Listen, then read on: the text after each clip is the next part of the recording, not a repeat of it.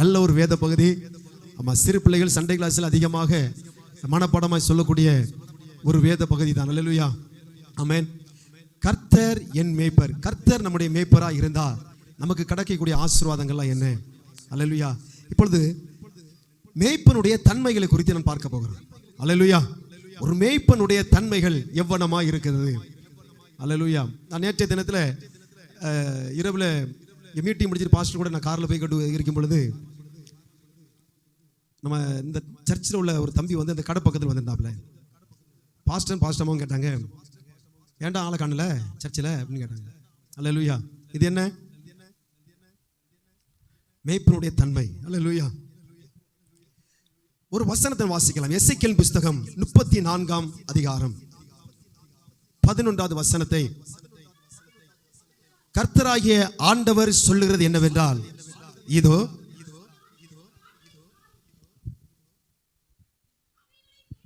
ஆமென். நல்லா கவனிங்க. நேற்று தினத்தில் அந்த தம்பியை கூப்பிட்டு விசாரிச்சாங்க. ஏன்னா இவங்க கர்த்தருடைய ஒரு மேய்ப்பனா, கர்த்தருடைய ஒரு ஊழியக்காரனா இருக்கிறதுனால, திருச்சபை மக்களுக்கு ஒரு மேய்ப்பனா இருக்கிறதுனால அந்த விசுவாசியை குறித்து ஒரு விசாரிக்கிறது என்கிற ஒரு எண்ணம் அவளுக்குள் வந்தது. அல்லேலூயா.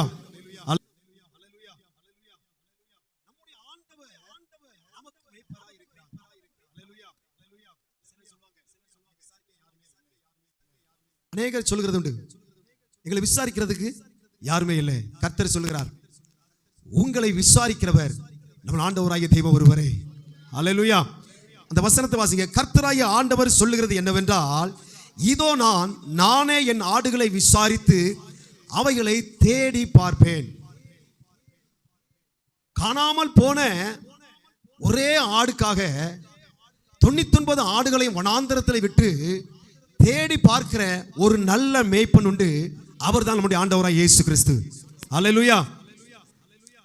விசாரிப்பதற்கு யாருமே இல்லை என்று சொல்லி நினைக்கிறீங்களா? என்னை கேர் பண்ணதுக்கு யாருமே இல்லை நினைக்கிறீங்களா? நம்முடைய ஆண்டவராகிய தெய்வம் ஒருவர் நம்மை கண்காணித்து கொண்டே இருக்கிறார். அல்லேலூயா. சில வீடுகளில் பார்த்தீங்கன்னா வீடை சுற்றி என்ன இருக்கும்? கேமரா இருக்கும். நேற்று நைட்டு கூட பாஸ்டர்ட்ட கேட்டோம், எத்தனை கேமரா இருக்கு? வீடை சுற்றியே கேமரா தான். அல்லேலூயா. இந்த கேமரா ஏன் வச்சிருக்கிறாங்க? யாராவது நமக்கு அறிமுகம் ஆகாதவர்கள் வந்திருந்தானக்கு அதை என்ன செய்யும்? கரெக்டாக ஸ்கேன் பண்ணி எடுத்துரும். அல்லேலூயா. இதே போல பூமியில ஒரு சின்ன கேமரா வந்து ஒரு மனிதனை வந்து கேர் பண்ணுதுன்னா, பரலோகத்தில் இருக்கிற பரிசுத்துடைய கண்கள் நம்மளை கேர் பண்ணிக்கிட்டே இருக்கிறது. அல்லேலூயா. அவர் நம்மளை விசாரித்துக் கொண்டிருக்கிறார். நீங்க படிங்க, தொடர்ந்து வாசிங்க அந்த வசனத்தை. ஒரு மேய்ப்பன் சிதறுண்ட ஆடுகளின் நடுவே இருக்கிற நாளின் மந்தையை தேடிக் கொண்டிருக்கிறது போல நான் இவன் ஆடுகளையே தேடி மப்பும் மந்தாரமான நாளில் அவைகள் சிதறுண்டு போன இடங்களிலே அவைகளை தப்பி வர பண்ணுவேன். அல்லேலூயா. அல்லேலூயா. ஏதோ ஒரு சூழ்நிலையில, ஏதோ ஒரு காரியத்தில் நீங்க அகப்பட்டுட்டீங்களா? தப்பித்துக் கொள்வதற்கு வழியே தெரியாம தவிச்சு கொண்டிருக்கீங்களா? கர்த்தர் சொல்கிறார், நான் என் ஆடுகளை தேடி பார்த்து மப்பும் மந்தாரமான நாளிலே அவர்களை தப்பி வர பண்ணி நான் கூட்டி சேர்ப்பேன். கர்த்தர் சொல்கிறார். அல்லேலூயா. ஒருவேளை வியாதியா இருக்கலாம், கடன் பாரங்களா இருக்கலாம், ஏதோ ஒரு சூழ்நிலை இருக்கலாம், நம்ம இதை அடிமைப்படுத்தி வைத்திருக்கலாம், அதுல இருந்து விடுபட முடியாத ஒரு சூழ்நிலை இருக்கலாம். கர்த்தர் சொல்லுகிறார், அந்த காரியத்திலிருந்து கர்த்தர் நாட்களில் தப்பி வர பண்ணுவார். அல்லேலூயா. அல்லேலூயா. நம்மளை விசாரிக்கிற நல்ல ஆண்டவர், நம்மள கரசனை உள்ள தேவன். நீங்க தொடர்ந்து வாசிங்க அதை. 13 படிங்கம்மா.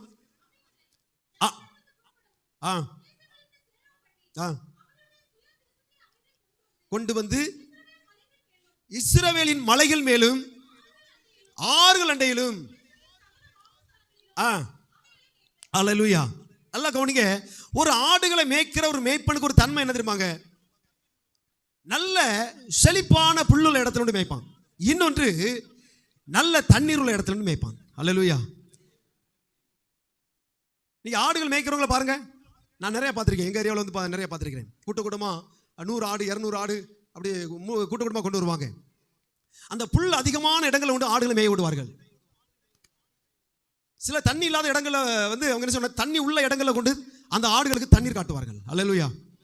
இது வந்து ஒரு மேய்ப்பனுடைய தன்மைகள். நல்லா கவனிக்க.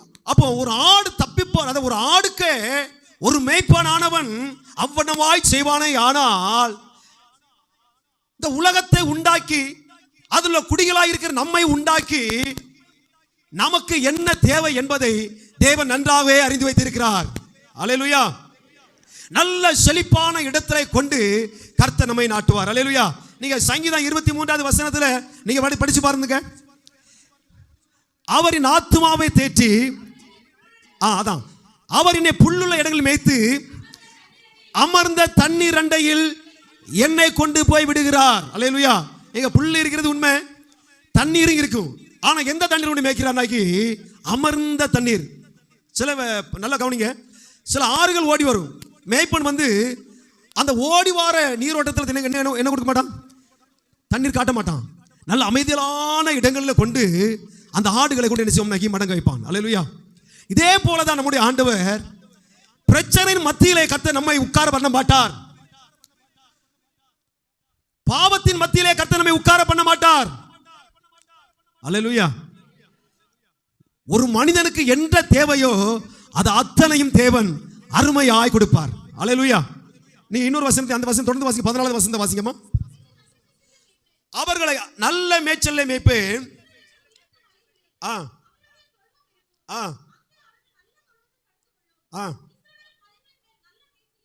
அல்லேலூயா. திரும்ப வாசிங்க. அவைகளை நல்ல மேய்ச்சலிலே மேய்ப்பேன், உயர்ந்த மலை. அல்லேலூயா. நல்லா கவனிங்க. இந்த ஆடுகள் இவ்வளவு காலமும் பூமியே நோக்கி நோக்கி தான் பார்த்துட்டே இருந்துச்சு. அல்லேலூயா. இந்த ஆடு நிக்கிற இடம் யாருக்குமே தெரியாது.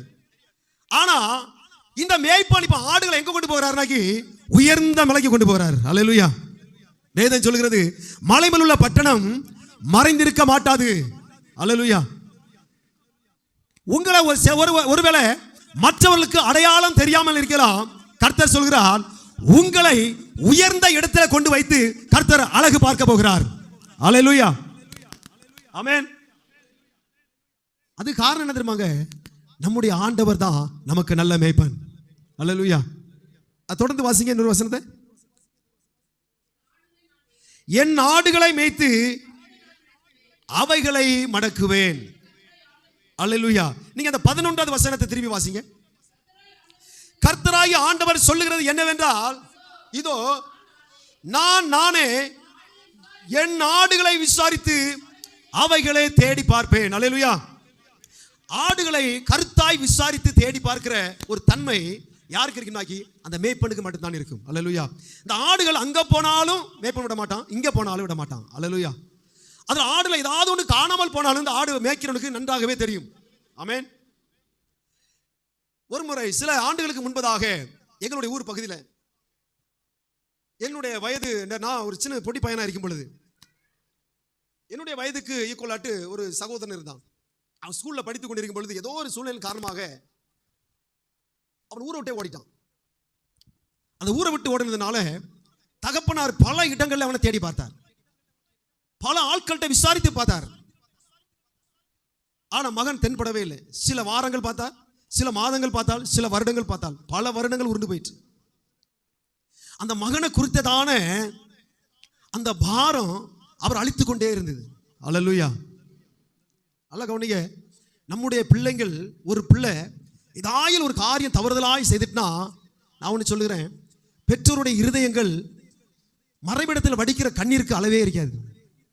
நமக்கு முன்பதாக வந்து அவங்க சிங்கம் போல நிற்பாங்க சில நேரம். ஆனா அநேக வேதனைகளையும் அடக்கி கொண்டுதான் அவர்கள் மற்றொரு மத்தியில் நிற்பாங்க. அல்லேலூயா. அது கூட மற்றவர்கள் ஏளனமாக பேசுவாங்க, இப்படி பண்ணி. அல்லேலூயா.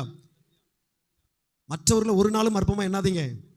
வீட்டுக்கு வீடு வாசப்படி அங்க இருந்து அப்படியே சுற்றி சுழற்சி செய்யும் சூறாவளி அப்படியே வரும். அல்லேலூயா. சரி, நான் அந்த காரியத்துக்காக போகல. நல்லா கவனிங்க. அப்ப சில ஆண்டுகளாக அந்த மகனை குறித்து எந்த விதமான அட்ரஸே கிடைக்கல. ஆனா ஒரு முறை சுமார் 17 ஆண்டுகளுக்கு பிற்பாடு ஒரு பகுதியில் அந்த மகன் இருக்கிறதாக ஒரு தகவல் வந்தது. அந்த மனுஷன் ஓடி போனார் பாருங்க, தன்னுடைய மகனை தேடி பார்த்து விசாரித்து கூட்டி கொண்டு வந்தார். அல்லேலூயா. அல்லேலூயா. நான் சொல்றேன், மனுஷனால் அறியப்படாம ஏதோ ஒரு சூழ்நிலையில நாம் அடைக்கப்பட்டு கொண்டிருக்கிறோமா? யாருமே தேடுவாரற்று எல்லா மனுஷராலும் புறக்கணிக்கப்பட்டு, நிந்திக்கப்பட்டு, வேதனைப்படுத்தப்பட்டு, அவமானப்படுத்தப்பட்டு நிற்கிறோமா? கர்த்தர் உங்களை தேடி பார்க்க அவர் விசாரிக்கை போல வந்திருக்கிறார். அல்லேலூயா, அல்லேலூயா. நீங்க ஒரு வசனத்தை வாசிங்க. 1 பேதுரு புத்தகம் 5ஆம் அதிகாரம் 7வது வசனத்தை வாசிக்கலாமே. அவர் உங்களை விசாரிக்கிறவர் ஆனபடியினால் உங்கள் கவலைகளை எல்லாம் அவர் மேல வைத்து விடுங்கள். நம்மளுடைய கவலை யார் மேல வைக்கணுமா? கர்த்தர் மேல. அதான் ஃபாதர் பெர்கமான்ஸ் எப்படி பாடினாரு? கர்த்தர் மேல் பாரத்தை வைத்து விடு, கலங்கி தவிக்காதே, அவரே உன்னை ஆதரிப்பார், அதிசயம் செய்வார், நீதிமான் தள்ளாட விடமாட்டார், நித்தமும் காத்து நடத்திடுவார், நீதிமான் தள்ளாட விடமாட்டார், நித்தமும் காத்து நடத்திடுவார். கர்த்தர் மேல் பாரத்தை வைத்து விடு, கலங்கி தவிக்காதே, அவரே உன்னை ஆதரிப்பார், அதிசயம் செய்வார். அல்லேலூயா. அவர் உங்களை விசாரிக்கிறவர் ஆனபடினால். மனுஷன் விசாரிக்கலாம் விட்டுருங்க, அதை குறித்து கவலையப்படாதீங்க. நான் சபைக்கு போனேன், இவங்க எங்களை விசாரிக்கல, கவலையப்படாதீங்க, கர்த்தர் உங்களை விசாரிப்பார். நான் இந்த திருமணத்துக்கு போனேன், என்னை விசாரிக்கல, கவலைப்படாதீங்க, கர்த்தர் உங்களை விசாரிப்பார். அல்லேலூயா. மனுஷன் மத்தியில் நீங்க வெட்கப்படப்பட ஒரு சூழ்நிலையில் வெட்கப்பட்டது போல காணப்படலாம். ஆனா உங்களை விசாரிக்கிறதுக்கு ஒரு நல்ல தகப்பன் உண்டு, அவர் இயேசு கிறிஸ்து. ஆமென். அவர் தாங்க நல்ல மேய்ப்பன். நீங்க ஒரு வசனத்தை கூட வாசிக்கிறேன். சங்கீதம் 140ஆம் சங்கீதம் 12வது வசனத்தை வாசிங்க. 140ஆம் சங்கீதம் 12வது வசனம். என்னமா? சிறுமையானவனின் வழக்கையும் எளியவரின் நியாயத்தையும் கர்த்தர் விசாரிப்பார் என்று அறிவேன். அல்லேலூயா. சிறுமையானவர் வழக்கு என்ன செய்வாராம்? விசாரிக்கிற தேவன். அல்லேலூயா. நம்முடைய நியாயங்கள், நீதிகள் மனிதனுடைய மத்தியிலே ஒருவேளை எடுபடாமல் போயிடலாம். ஆனா சிறுமையானுடைய வழக்கை தேவன் விசாரிக்கிறார். எனக்கு அருமையான தேவனுடைய பிள்ளைகளே, சில ஆண்டுகளுக்கு முன்பதாக எங்களுடைய பகுதியில் ஒரு ஏழை பெண் இருந்தாள். தன்னுடைய புருஷனார் இன்னொரு மனுஷன் மேல் ஆசை வைத்து அவளை எடுத்துக்கொண்டான், இவளை கைவிட்டான். இந்த அம்மாவுக்கு ஆதரவு இல்லை, பிள்ளைகள் உண்டு. அவள் சில தலைவர்களை பார்த்து அவளுடைய காரியங்களை கோரிக்கையாய் வைத்தாள். ஆனால் ஒருவர் கூட அவளுடைய நியாயத்தை சரியாக செய்து முடிக்கலை. நல்லா கவனிச்சு திருச்சபை மக்களே. ஆனால் பெரிய பெரிய ஆட்களாக பேசி பார்த்தாங்க. கடைசி அது எங்களுடைய பகுதிக்குள் வந்தது.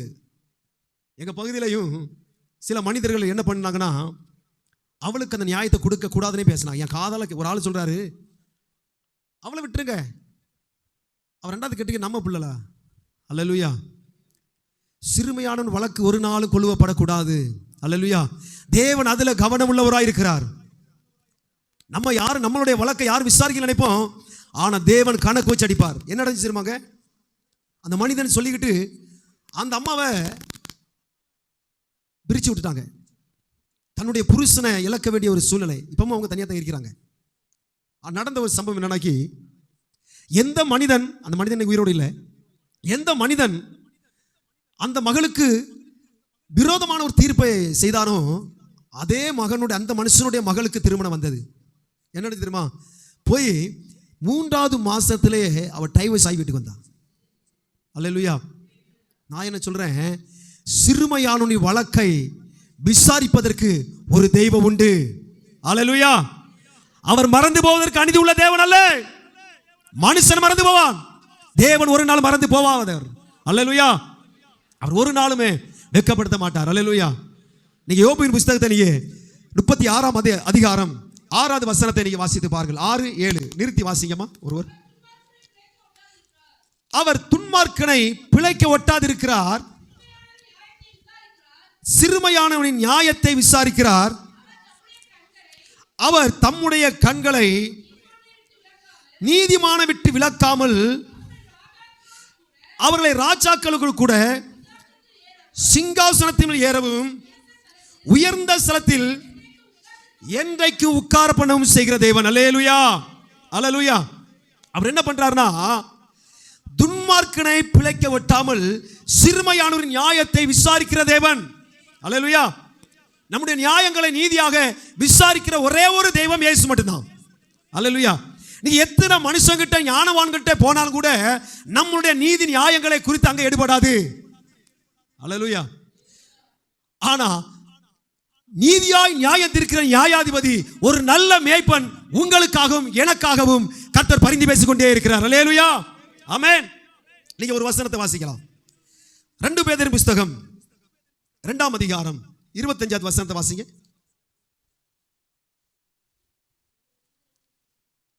சரி, 1 பேதுரு 2ஆம் அதிகாரம்.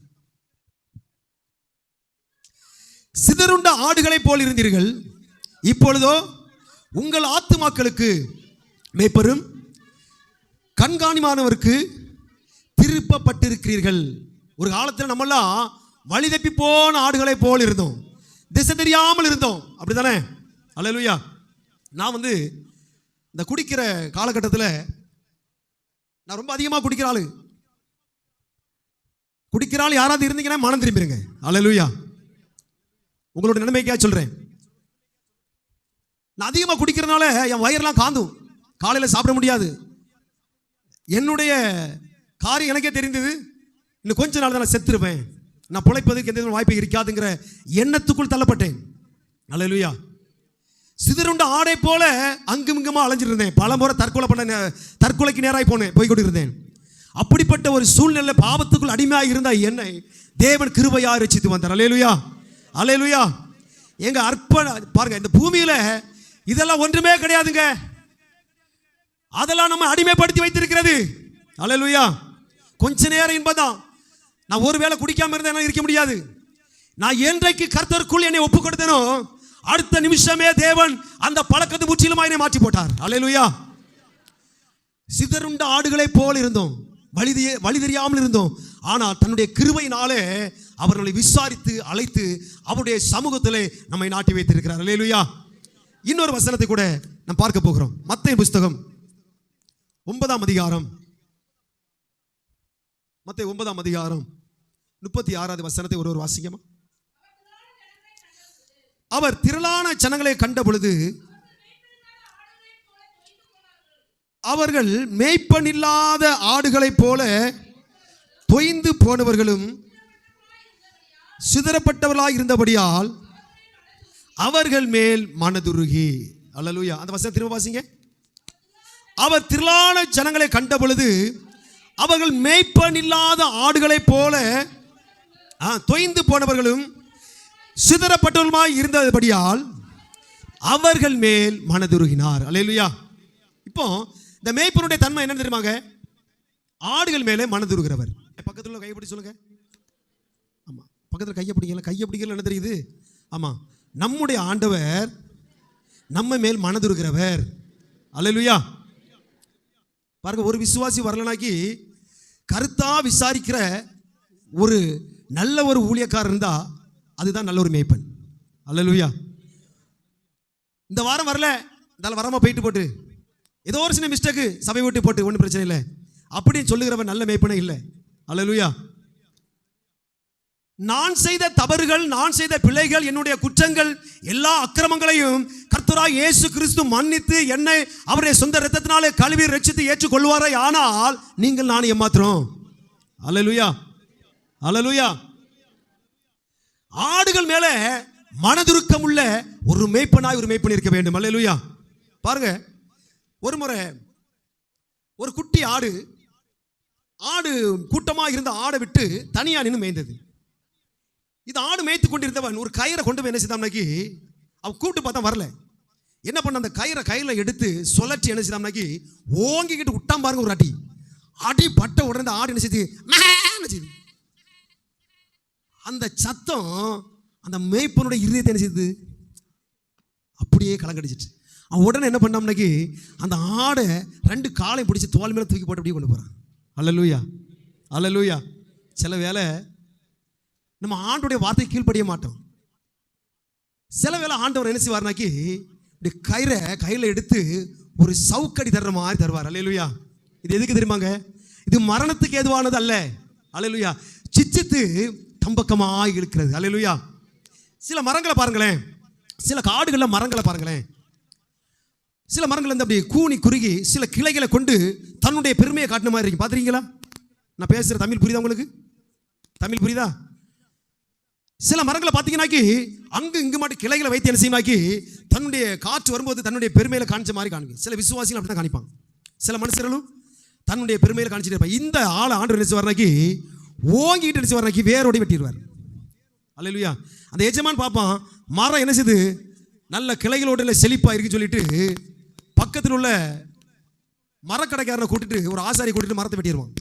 மரத்தை வெட்டும்போது மரத்துக்கு வலிக்குமா வலிக்காதுங்க? மரத்துக்கு வலிக்குமா? ஆமாவா? வாய் தர சொல்லுங்க பார்ப்போம். மரத்தை வெட்டும் போது மரத்துக்கு வலிக்குமா வலிக்காதா? நீங்க மரத்துக்கு வலிக்கும் சொல்றவங்க கையை வைத்து ஒரு சொல்லுங்க. வலிக்கும். ஆமா, உங்களுக்குலாம் பிரைஸ் உண்டு, நான் தர மாட்டேன், கர்த்தர் தருவார். அல்லேலூயா. பாருங்க, மரத்தை வெட்டும் போது வலிக்கும். அப்போ ஒரு தேவனுடைய பிள்ளைக்கு ஒரு சிச்சை வரும்போதும் வலிக்கும். அல்லேலூயா. நான் என்ன சொல்றேன்னாக்கி அந்த மரத்தை அவன் வெட்டும் பொழுது சாதா வெட்ட மாட்டான், கிளைகளை தனித்தனியாக வெட்டிடுவான். அப்படியே வெட்டி என்ன பண்ணோம்னாக்கி பெரிய மிஷினில் ஒன்று விட்டுட்டு என்ன செய்வான், பாலமாக அப்படியே அறுத்து பலகை தனி கட்டளை தனி எல்லாத்தையுமே தனித்தனியாக பிரிச்சிருவான். இந்த அறுக்கும் போது இந்த மரம் எப்படி தான் என்ன எப்படி தான் இருக்கும், அழுதுட்டு தான் இருக்கும். ஆனால் அதை பீஸாக அறுத்து ஒவ்வொரு ஆசாட்டையும் கையில் கொடுத்த பிற்பாடு அவன் என்ன பண்ணுவோம்னாக்கி ஒவ்வொன்றையும் ஒவ்வொரு விதமாய் செய்ய ஆரம்பிப்பான். அல்லேலூயா. ஏன் தெரியுமாங்க, நான் இருக்கிற வண்ணமாக இருந்தோம்னாக்கி ஏதோ ஒரு பூச்சியோ புழுகோ வந்து மரத்துக்குள்ள வந்து என்ன செய்யும், அதை அரிச்சிட்டு. அதனால தான் சில பேரை ஒரு தட்டை கொடுத்து ஆண்டவர் தம்பக்கமாக இழுப்பார். அல்லேலூயா. இதுதான் மேய்ப்பனுடைய தன்மை. அல்லேலூயா. பாருங்க, அப்போ ஒரு மேய்ப்பன் வந்து ஒரு ஆடுகள் மேலே அவன் மனதுருகிற அளவுக்கு இருப்பான். ஆனால் அப்போ அந்த ஆடு மேலே அவன் எப்படி அவன் நேச உள்ளவனாக இருக்க முடியும்? நீங்க ஒரு வசனத்தை கூட வாசிக்கலாம். லூக்காவின் புத்தகம் 15ஆம் அதிகாரம்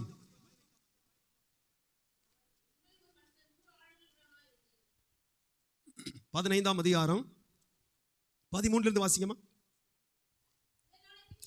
சில நாளைக்கு பின்பு இளைய மகன் எல்லாவற்றையும் சேர்த்து கொண்டு தூர தேசத்துக்கு புறப்பட்டு போய் அங்கே துன்மார்க்க ஜீவனம் பண்ணி தன் ஆஸ்தியை அழித்து போட்டான். எல்லாவற்றையும் செலவழித்த பின்பு அந்த தேசத்தில் கொடிய பஞ்சம் வந்தது. அப்பொழுது அவன் குறைபட தொடங்கினான். சரி, இது எல்லாருக்குமே தெரிஞ்ச வேத பகுதி. நல்ல கவனிங்க, நான் வசனத்துக்குள்ள போறேன். இளைய குமாரன், ஒரு தகப்பனுக்கு 2 குமாரன் உண்டு. இளைய குமாரன் தன்னுடைய தகப்பனத்தில் ஆஸ்தியை பிரித்து கொண்டு தூர தேசத்துக்கு கடந்து போகிறான். அவன் அங்க போய் துன்மார்க்க ஜீவிதம் பண்ணா, எல்லாருக்குமே தெரிஞ்ச விஷயம் தான். நல்ல கவனிங்க, இந்த மகன் போயிட்டான். ஆனா துன்மார்க்க ஜீவனம் பண்ணா எல்லாவற்றையும் இழந்தவனாக குறைபட்டவனாக காணப்பட்டான். ஒரு முறை அவனுக்கு புத்தி தெளிந்த பொழுது அவன் என்ன பண்ணுகிறான்னாக்கி தன்னுடைய தகப்பனிடத்துக்கு கடந்து வருகிறான். என்ன சொல்கிறான் பாருங்க. 20வது வசனத்தை வாசிக்கமா. 20வது வசனத்தை. எழுந்து புறப்பட்டு தன் தகப்பனிடத்தில் வந்தான். அவன் தூரத்தில் வரும்பொழுது அவனுடைய தகப்பன் அவனை கண்டு மனதுருகி ஓடி அவன் கழுத்தை கட்டிக்கொண்டு அவனை முத்தம் செய்த. அடுத்த வசனத்தை வாசிங்க. குமாரன் தகப்பனை நோக்கி, தகப்பனே, பரத்துக்கு விரோதமாகவும் உமக்கு விரோதமாய் பாவம் செய்தேன். இனிமேல் நான் உம்முடைய குமாரன் சொல்வதற்கு நான் பாத்திரவன் அல்ல என்று அவன் சொல்லிக்கிட்டே இருக்கிறான். அதற்கு தகப்பன் என்ன சொல்றான் பாருங்க. தகப்பன் என்னன்னாக்கி மகன் சொல்றான், அப்பா உங்களுக்கு விரோதமான இப்படி பாவம் செய்துட்டேன். ஆனா தகப்பன் காதுல வாங்கவே இல்லை. புரியுதா உங்களுக்கு? தகப்பன் அதை குறித்து காதுல வாங்கவே இல்லை. ஒன்னே ஒன்று செய்யறாரு. என்ன செய்யறாருனாக்கி தன் ஊழியக்காரனை சொல்கிறாரு, நீங்க உயர்ந்த வஸ்திரத்தை கொண்டு வந்து முதலாவது என்ன செய், இவனுக்கு உடுத்தி இவன் கைக்கு மோதிரத்தை போட்டு. ஹல்லேலூயா. ஏங்க, இதுதாங்க நல்ல மேய்ப்பன். ஆமென். எந்த பாவத்தை மன்னிப்பதற்கு இயேசுவால் கூடும். ஹல்லேலூயா. ஆனா திரும்ப நீ பாவம் செய்யாதே. நம்முடைய ஆண்டவர் மனதுருக்கமுள்ள தேவன். அவர் மன்னித்து மறந்து விடுவார். வேதம் சொல்கிறது, கிழக்குக்கு மேற்கும் எவ்வளவு தூரமோ அவ்வளவு தூரமாய் நம்முடைய பாவங்களை கர்த்தர் அவ்வளமாய் மாற்றி போட்டார். அல்லேலூயா. பாருங்க, தகப்பனிடத்துல வந்த உடனே அப்ப நான் நினைக்கிறேன், அந்த தகப்பனுடைய எண்ணம்ல ஏக்கம் எப்படி இருந்தாக்கி தன்னுடைய மகன் எப்போ வரமாட்டானா, தன்னுடைய பிள்ளை என்கிட்ட எப்போ வராதா ஒரு ஏக்கம். எல்லா பெற்றோர்களுக்குள்ளேயும் இப்படிப்பட்ட ஏக்கம் உண்டு. நான் ஒன்று சொல்றேன், இதை காட்டிலும் ஏசப்பாவுக்கு நம்ம மேல அதிக ஏக்கம் உண்டு. அல்லேலூயா, ஆமென். ஒரு நாள் கூட, ஒரு வாரம் கூட நீங்க வரலனாக்கி யார் தேடுறாங்களோ தேடலையோ, ஆனா ஏசப்பா ஏக்கத்தோடு தேடி கொண்டு இருப்பாங்க. அல்லேலூயா, ஆமென். அவர் நல்ல மேய்ப்பங்க. இன்னொரு வசனத்தை வாசிங்களேன். ஏசாயா 55ஆம் அதிகாரம் 8வது வசனத்தை வாசிங்க. 7ல இருந்து வாசிங்கம்மா. ஏசாயா 55. துன்மார்க்கன் தன் வழியையும் அக்கிரமக்காரன் தன் வழிகளை விட்டும் தன் நினைவுகளை விட்டும் கர்த்தரிடத்தில் திரும்ப கடவான். அவர் அவன் மேல் மனதுருகுவார். எதை விட்டு மனம் திரும்பணும்? நம்முடைய அக்கிரமத்தை விட்டு மனம் திரும்பணும். அல்லேலூயா. நம்முடைய துன்மார்க்கத்தை விட்டு மனம் திரும்பணும். நம்முடைய பாவத்தை விட்டு மனம் திரும்பணும். அல்லேலூயா. அப்படி மனம் திரும்பும் பொழுதுதான் கர்த்தர் சொல்கிறார், அவர் அவன் மேல் மனதுருகுவார். அல்லேலூயா. எந்த மனுஷன் பாவத்தை விட்டு அவன் மனம் திரும்புறானோ அவன் மேலே கர்த்தர் மனதுருகுவார். அல்லேலூயா. ஆண்டவர் சொல்லும்போது சொல்கிறார், தன் பாவத்தை விட்டு அறிக்கை எடுக்கிறவன் இரக்கம் பெறுகிறான், அதை மறைக்கிறவன் வாழ்வடைய மாட்டான். எந்த மனுஷன் தன் பாவத்தை விட்டு மனம் திரும்புறானோ அந்த மனுஷனை கர்த்தர் ஏற்றுக்கொள்வார். அந்த மனுஷன் மேல, அந்த மனுஷி மேலே தேவன் மனதுருக்கம் உள்ளவராய் இருக்கிறார். அல்லேலூயா. நீங்க படிங்க, அடுத்த வசனம் படிங்க, தொடர்ந்து படிங்க.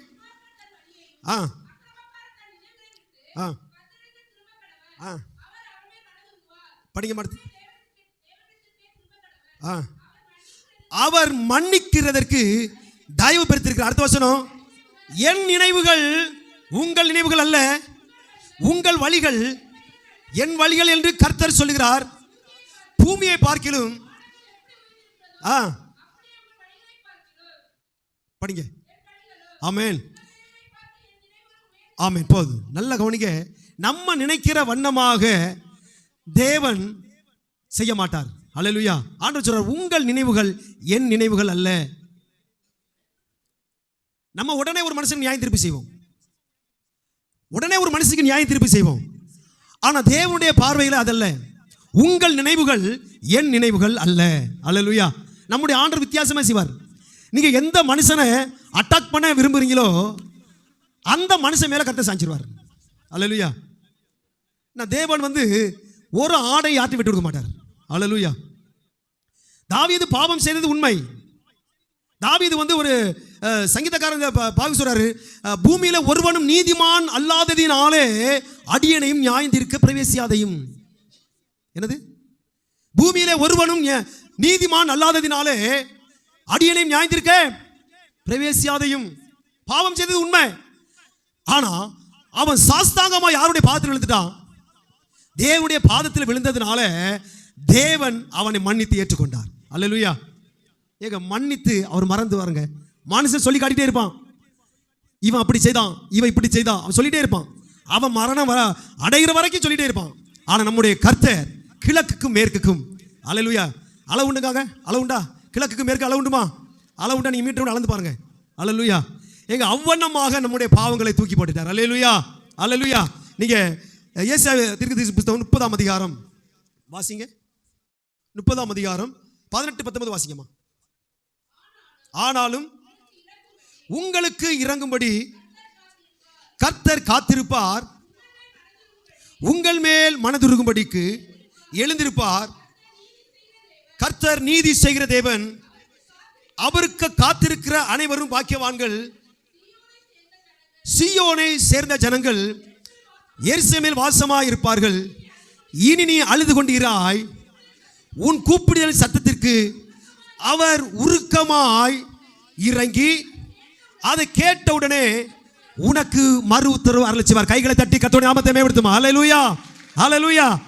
என்ன சொல்றாரு பாருங்க இந்த வசனத்துல, ஆனாலும் அவர் உங்களுக்கு இறங்கும்படிக்கு கர்த்தர் காத்திருப்பார். அல்லேலூயா. எவ்வளவு நல்ல ஆண்டவர் பாருங்க நம்முடைய ஆண்டவர். அல்லேலூயா. ஏங்க, நம்ம என்னங்க புண்ணியம் செய்தோம்? நம்ம அவ்வளவு பெரிய பரிசுத்தவான்களா? ஒண்ணுமே இல்லை. அல்லேலூயா. கர்த்தர் நம்மேல் வைத்த அநாதி ஸ்நேகம். அல்லேலூயா, அல்லேலூயா. நீங்க முதலாவது வசனத்தை வாசித்த வசனத்தை, சங்கீதம் 123ஆம் சங்கீதத்தை, கர்த்தர் என் மேய்ப்பராய் இருக்கிறார், நான் தாழ்ச்சி அடையேன். அல்லேலூயா.